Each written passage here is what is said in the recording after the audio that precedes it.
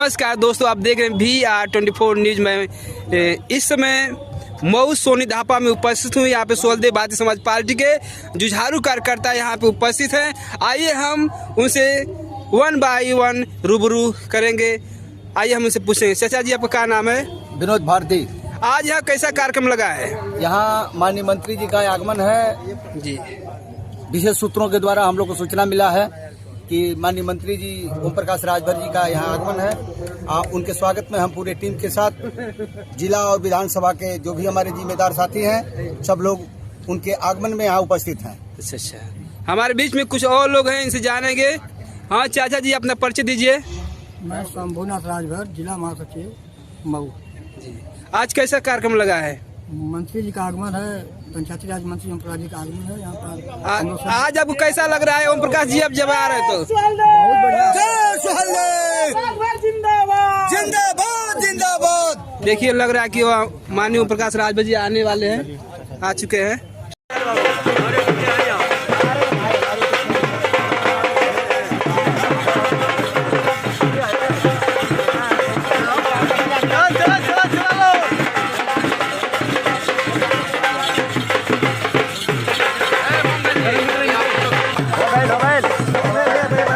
चले सर, आगे आगे आगे आगे चलिए चले।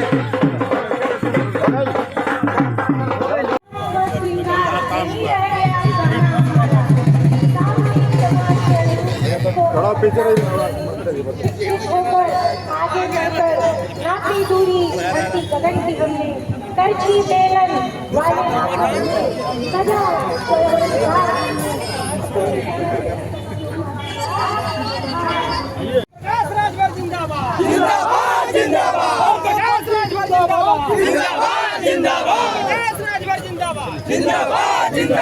सरकारी कार्यक्रम है। 66 करोड़ 30 लाख लोग आए। कहीं ना कोई दंगा हुआ, ना कोई मारपीट हुई, ना कहीं बड़ी व्यवस्थित तरीके से महाकुंभ निपट गया। और मजे की बात कि सभी जाति धर्म मजहब के लोग संगम पे स्नान किए। ये बड़ी उपलब्धि रही सरकार की उपलब्धि बता दी है आपने। जब सभी जाति के लोग एक साथ नहाए होंगे तो अखिलेश यादव को तो झटका लग गया होगा। जब उनको पता लगा, एक बयान दिए थे कि कुंभ में जो लोग जाते हैं स्नान करने, वो अपना पाप धोने जा रहे हैं। उसके बाद चोरी से गए 11 डुबकी लगा। अच्छा, तो हम क्या उनसे मिले तो पूछें कि 11 डुबकी में का रहा? क्यों गए? जब लोग जा रहे थे तो आप क्यों गए?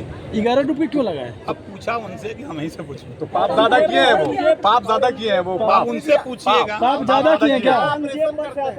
आपने कहा कि ऑपरेशन, एक मिनट यार, आपने कहा कि ऑपरेशन किसी गरीब इस सरकार में कहीं भी जुल्म जाति या अत्याचार होगा तो उसका ऐसा ऑपरेशन होगा कि बुलडोजर तो अलग चलेगा, कानून भी अपना काम करता है। इशारा किधर है? ऑपरेशन किसका करेंगे आप? इशारा किधर है? इशारा किधर है? जो जुल्म करेगा उसके तरफ इशारा है। मंत्री जी ईद पर जो कौन? कांग्रेस, सपा, बसपा? मोदी कीट ये क्या है? देखिए, एक विंग है अल्पसंख्यक मोर्चा जी, भारतीय जनता पार्टी का एक संगठन है। उस संगठन की तरफ से प्रदेश में ईद के अवसर पर जैसे हम लोग लाभार्थियों को अपना किट बांट रहे हैं, उसी तरह उन लोगों ने भी ईद के मौके पर उनको एक बस्ता दे रहे हैं। उसमें खाद्य सामग्री है, दवाई है, तमाम चीज़ें हैं जो उन लोग। तो क्या माना जाए ईदी है? ये ईदी है? अरे भैया, संविधान का कहता है, संविधान में 4 ही वर्ग है, सामान्य वर्ग, पिछड़ा वर्ग, अनुसूचित वर्ग और जनजाति वर्ग। तो सबके लिए संविधान है ना। तो कर रहे हैं तो क्या बुरा कर, अच्छा कर। ईदी है ना। अब्बास अजहरी बाहर आ गए हैं। ये तो सुप्रीम कोर्ट का फैसला है। विधायक किसके हैं? विधायक सर आपके? देखिए, कानून के दायरे में तो विधायक हमारे हैं। हाँ। लेकिन पार्टी उनकी समझ वाली पार्टी है। आप तो कह रहे थे कि पार्टी हमारी पार्टी से चुनाव। विधायक मंच पर नहीं बुलाएंगे? नहीं, पहले तो ये आप जान लो कि सुप्रीम कोर्ट की जो उनके जमानत पे जो बंधन दिया है, उस बंधन से बाहर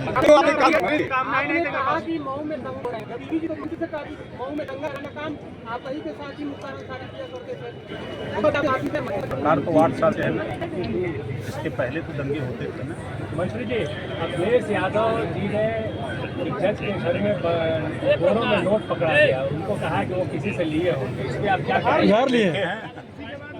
वो देखे हैं। वक्फ बोर्ड पर क्या राय है आपकी? वक्फ बोर्ड पर देखिए, वक्फ बोर्ड की नियमावली में स्पष्ट है कि जो कुछ मजबूत मुसलमान गरीबों को वक्फ बोर्ड की संपत्ति का लाभ नहीं लेने दे रहे हैं। सरकार की मंशा है कि जो अल्पसंख्यक महिलाएं हैं, गरीब हैं, कमज़ोर हैं, नौजवान हैं, उनको भी उसका लाभ मिले। अब उनकी नियमावली है कि यहीं इसी मैदान को कह दें कि हमारी संपत्ति है, फिर जाके डीएम को दरखास्त देंगे कि खाली करा दो। तो सरकार संशोधन ला रही है कि आप 1359 फसली में अगर आपके नाम है, अगर आप कह रहे हो कि आपके नाम है, तो एक एप्लीकेशन दे रहे हो तो उस पर जाँच होगी। अगर आपके नाम संपत्ति है तो आपको मिलेगी, नहीं आपके नाम से है तो नहीं मिलेगी। आपने पिछले दिन कहा, अब्बास अंसारी हमारी पार्टी से चुनाव लड़े हैं लेकिन विधायक सपा के हैं, और आज आप कह रहे हैं विधायक हमारे हैं, पार्टी उनकी वो है। देखो, सुनो तब दोनों। मैं कह रहा हूँ कि संविधान के दायरे में जो निर्वाचन प्रक्रिया है वो हमारी पार्टी हमारे सिंबल से लड़े हैं। नेता वो समाजवादी पार्टी के हैं। कान में तेल डाला करो ना। तो आपके साथ रहेंगे? बहराइच में जो है महाराजा सुहेलदेव के नाम से मेला लगने जा रहा है, क्या है? देखिए, ये काबुल से ये सैयद सलार मसूद गाजी, ये था बहुत पाजी, ठीक ना। ये मठ मंदिर लूटते हुए 585 राजा थे। 585 राजाओं में तमाम लोगों को मार के शरण में चले गए और मारते पीटते पहुँचे बहराइच की जब तरफ बढ़े तो उस समय वहाँ राजभर राजा महाराजा सुहेलदेव जी का शासन था। तो उन्होंने कई राजाओं को मिला करके 21 दिन नानपारा मैदान में युद्ध हुआ।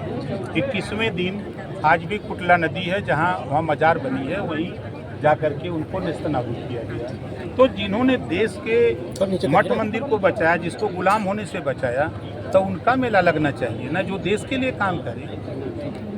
आपने कहा कि रेलवे स्टेशन का निरीक्षण किए थे, उसके बाद सांसद राजीव लगातार सवाल उठा रहे हैं। आज लोकसभा में बोले हैं कि किस हैसियत से वहाँ चले गए निरीक्षण करने? क्या कार्रवाई हुई है? विपक्ष के लोग बहुत परेशान हैं। रेलवे आराम से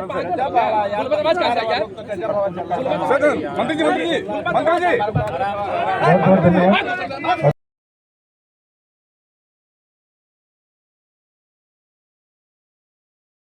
को मूल मंत्र मानकर सरकार ने विगत 8 वर्षों में 6 करोड़ से अधिक लोगों को गरीबी रेखा से ऊपर उठाने में सफलता प्राप्त की है। 8 साल में प्रदेश में 15 करोड़ निर्धनों को प्रतिमाह निःशुल्क अनाज दिया जा रहा है। हम उन साथियों से भी कहूंगा जो कहते हैं कि कुछ नहीं होता है, सरकार कुछ नहीं कर रही है। 1.86 करोड़ से अधिक परिवारों को निःशुल्क गैस कनेक्शन दिया गया है 8 साल के अंदर। 2.86 करोड़ से अधिक किसानों को किसान सम्मान निधि का लाभ दिया गया है। 9 करोड़ लाभार्थियों को 5 लाख तक का चिकित्सा सुरक्षा कवच, जिसको आयुष्मान कार्ड दिया गया है। 56.50 लाख से अधिक परिवारों को निःशुल्क आवास। पिछली सरकार जो कहती है कुछ नहीं किया गया, उस सरकार में 300 रुपया दिव्यांगजन को और 500 रुपया आम जन को। अब 300 को हटा करके 500 को भी हटा करके अब सभी पेंशन 1000 रुपया दिया जा रहा है, जो 1 करोड़ से भी अधिक लोगों को 8 साल के अंदर पूरे उत्तर प्रदेश में पेंशन दिया जा रहा है। और विपक्ष कह रहा है कि कुछ नहीं हो रहा है, क्योंकि उनके चश्मे का पावर बदल गया है। हमको लगता है कि उनके चश्मे का पावर बदल गया है। मात्र 1 वर्ष 2024-25 में डीबीटी से 9 करोड़ 8 लाख से अधिक लोगों को 1,11,637 करोड़ रुपए से भुगतान किया गया। ये भी उनको नहीं दिखाई देगा। अब आगे आते हैं। डीबीटी ट्रांजैक्शन के कारण 10,000 करोड़ की बचत अनुमानित है। इससे व्यवस्था में पहले व्याप्त रहा लीकेज जो समाप्त हुआ। ईज ऑफ लिविंग का संकल्प भी पूरा हो रहा है। अभी हमने हाल में माननीय प्रधानमंत्री और मुख्यमंत्री जी के नेतृत्व में एक नई स्कीम आपके बीच में लॉन्च की गई, जिसको पंचायत सहायक, बीसी सखी और रोजगार सेवक के माध्यम से हर गांव से ऐसे 25 परिवार का चयन हुआ है जिनके पास मड़ई है, कच्ची दीवार है या दीवार नहीं है, माली हालत बहुत खराब है। ऐसे हर गांव से 25 परिवार का चयन जीरो पावर्टी योजना के तहत किया गया है। 1 अप्रैल से पूरे उत्तर प्रदेश में 15 लाख परिवारों को शौचालय, आवास, pension, ration card, Ayushman card और 15 लाख परिवार को निःशुल्क शिक्षा देने का काम योगी सरकार 1 साल के अंदर करने जा रही है।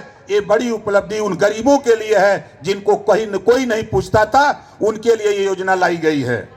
ये भी हमारे साथियों को नहीं समझ में आता है। हम इनको ले चलते हैं मऊ की धरती पर, ये लोग कहते हैं कि कुछ नहीं है, तो हम बता रहे क्या नहीं है। योगी जी की सरकार में नो कर्फ्यू नो दंगा। बताओ आप लोग सहमत हो कि नहीं इस बात से? समाजवादी पार्टी की सरकार में 822 दंगे हुए, 1200 जन की हानि हुई। बहुजन समाज पार्टी की सरकार में 600 दंगे हुए, 900 लोगों की जन की हानि हुई। और कांग्रेस तो दोनों का रिकॉर्ड तोड़ के आगे निकल गई। और ये कहते हैं कुछ नहीं हुआ। पूरे 8 साल के अंदर